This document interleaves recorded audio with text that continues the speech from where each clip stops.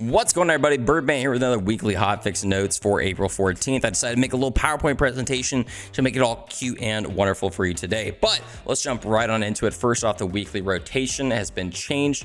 We have a new in-game event where the loot dice are going to give more loot and moon orbs. That's specifically good for the moon orbs, just for the fact that re-rolling enchantments is absolutely horrendous experience. So at least getting more of them are going to be great because I'm now able to brick more of my items and never use them again.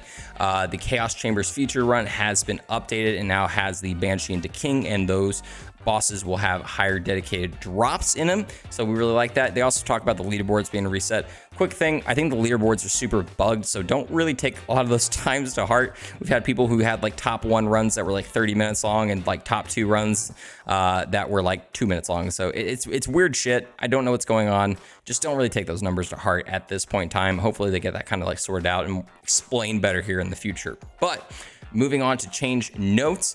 First off, fix an issue that something was causing the achievement after completing Walk the Stalk quest to not be rewarded. Patched up a hole in Queen's Gate. Fate makers who do not own the Butt Stallion pack are now able to drop and sell as cosmetics, which is really nice. Prevented Fate makers from picking up fire spells before they knew fire damage, which is really weird.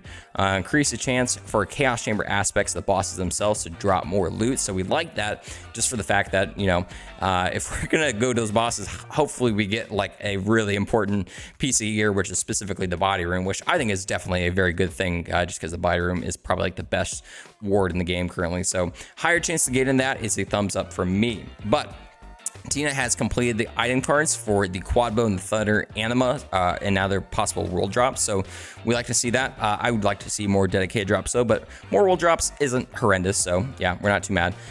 Gave customization drops a whole new look, which that's going to be the different like outfits and looks to you. So they're going to kind of like change those beams up just to make them a little bit easier for you to see. And they also made them be worth more gold at the vending machines. And then this super horrendous nerf to Clawbringer at the bottom of this, like they were trying to like make sure that we didn't see this. The all pass to properly scales to the Fate Maker instead of giving a flat rate.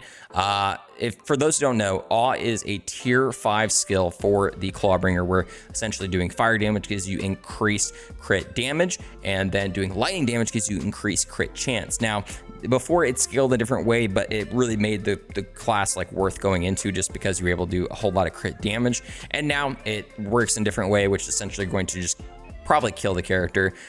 Essentially know that Clawbringer is probably the worst Fate Maker to pick now. I'm pretty upset by this. I think they need to, again, you can just check out my last video covering the buffs that need to happen to Clawbringer, but essentially this is a huge thing that I am very upset about. Hopefully this gets addressed more here in the future. But let's go on to spell changes. All these are going to have to do with like Magic Barrage. All their prefixes are getting increased base spell damage from 8 to 3. The Overwhelming Magic Barrage is getting increased damage scaling by 13%, and the cooldown is going to be decreased by 8%, which we really like that. Bursting Magic Barrage increased damage scaling by 56%. The Cascading Magic Barrage increased damage scaling by 69%, LOL. And then the Concentrated Magic Barrage is getting a bunch of stuff happening to it. First off, reduce damage scaling by 45%, reduce the raise scaling by 66%, increase cooldown scaling by 5%, reduce total channel time by 0.5 seconds, and replace the extra projectile at max channel time with 25% increased spell damage. So a lot of different stuff here. They're kind of like, I mean, they're kind of nerfing it. They're kind of buffing it in different ways. Essentially, they're trying to make sure that you have to charge it up all the way to get the most out of it. So meh, not meh. It's up to you essentially when it comes down to that. But let's move on to part 2 of the spell changes with the Cloudburst Arc Torrent, which I love this one. The Arc Torrent spell calls down a lightning bolt on enemies. We've adjusted how the damage and radius scaling for the spell works in its individual channeling stages. Stages get increasingly more powerful. It will now scale at 25% each stage. So honestly, this is a buff. We like this. I like this a lot. I like to see that getting a bigger charge on that is going to do a lot more damage. So we're going to be definitely trying this out. For Eruption, is getting increased eruption base damage from 20 to 24. We like that. The Hydra spell, this was a big one, which I'm going to be definitely using on stream here later on today. Increase all Hydra spells base charges from 1 to 2, so you can have double the casting fun, which we really like that, because before it was just like drop 1 Hydra and then like wait for a cooldown. So now that I'm able to drop 2, I'll be able to drop 2 of those. I'll be able to get some Dark Hydras out of that. I'll be able to chuck all my Furior chucks. It's really nice. But an also amazing one, which I think is going to help sigil spells, increase all sigil spells base damage by 200%. This is amazing. I expect a lot of people dropping domes and just absolutely smacking nerds. I'm going to make some melee builds using this just because that's going to be a very good change. But moving on to weapon balances part 1. Sniper rifles have all been increased by 20% damage-wise. Pretty cool. We like that. The magic poison SMGs, which essentially is going to be SMGs, that little like barrel on the front of it. We found that these guns weren't appreciated as it was taking 1.5 seconds for the damage to ramp up to competitive levels. We're removing the delay and including it as part of the base damage that the gun does. So we really like that. So removed plus 50% damage scaling over time, increased Hyperius magic poison SMGs scaling by 50%. Same thing with the Dahlias and same thing with the Furiors. So all those are just getting a buff. Reduced Furior magic poison SMGs throw damage by 20% to compensate for the damage increase. So whether that's gonna have to do something with the Hydras or not, we're really not sure, but at least know that they are getting an actual damage buff.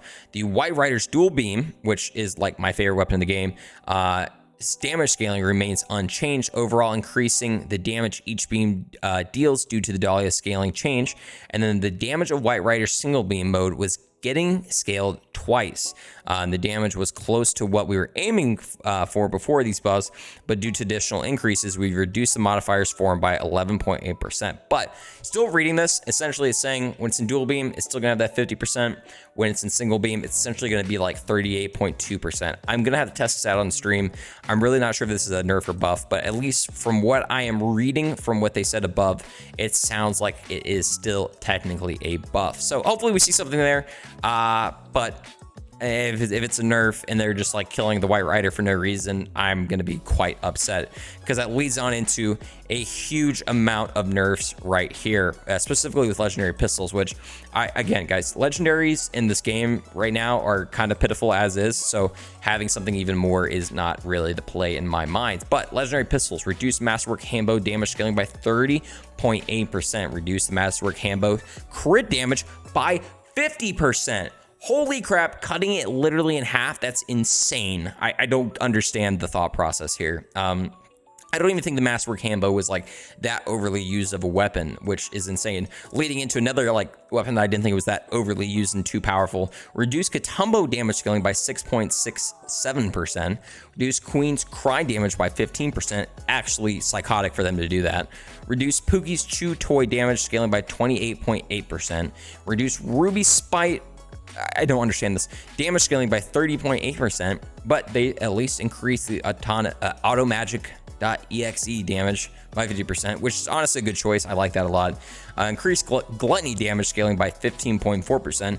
Honestly, I thought the Gluttony was already doing a lot of damage as is, so this is kind of a little much in my opinion.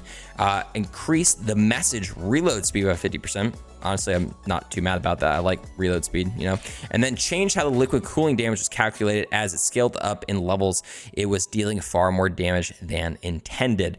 Awful choice. I mean, again, like you're cutting down so much damage from legendaries when they're already kind of pitiful as is. So pretty much this entire page right here, I want you to just like spit at your screen, because this is not a good choice. I don't like this. This is not fun for me to look at, but unfortunately we need to move on to the hero points. They're changing up the backstory hero point stuff. Backstories cannot be changed after you pick one, but the changes will still be applied to your characters when you play the game. These changes will all apply to new characters. The Village Idiot is getting a -3 wisdom penalty. The Raised by Elves is getting increased dexterity from +2 to +4, and +2 into the attunement area when before it was +0. The Failed Monk is getting increased to wisdom from 4 to 6, and then increased to intelligence from 2 to 3. And the Rogue Alchemist is getting a +2 into attunement when it was before it was 0. So kind of interesting. I mean, at the same time, guys, Village Idiot was kind of broken as is. It really did need to get a bit of a nerf to it, but at the same time, like, I don't really feel like this affects me all that much. If anything, it looks like pretty much the only thing that's getting hurt is Village Idiot, but it was still getting like a +7 into crit damage. So you guys can take that penalty for some extra crit damage. But guys, that's pretty much it. A lot of nerfs, legendary weapons. They hurt Clawbringer. Honestly, they killed Clawbringer. Clawbringer's dead. Everyone pour out one for Epic Energy because he is down in the dumps today. I can tell you that right now. But anyway, make sure to follow me over on YouTube, Twitter, and Twitch at Byrdman778. I'm more likely streaming right now as you're watching this video. So swing on by. Let's vibe out. Have a good time. Let's talk about these horrendous nerfs in this hotfix. But anyway, again, give a thumbs up on this video. It really helps me out. And make sure you check out my Twitter, twitter.com/Byrdman778 for updates on my channel and all things going on with my G Fuel code. That is BYRD for 10% off. Guys, thank you so much. Have a great rest of your night, day, whatever it may be.